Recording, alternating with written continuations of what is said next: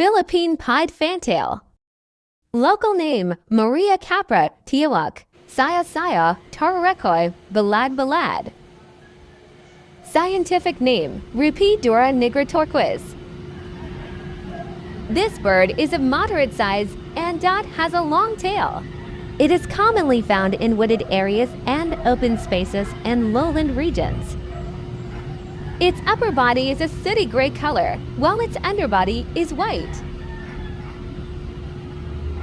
It features a black band on its chest and a black face, with a distinct white throat and brow. It frequently moves its tail from side to side, displaying its white tips. Which is the most distinct feature of the Maria Capra is its long tail. Feathers that are usually spread out like a fan.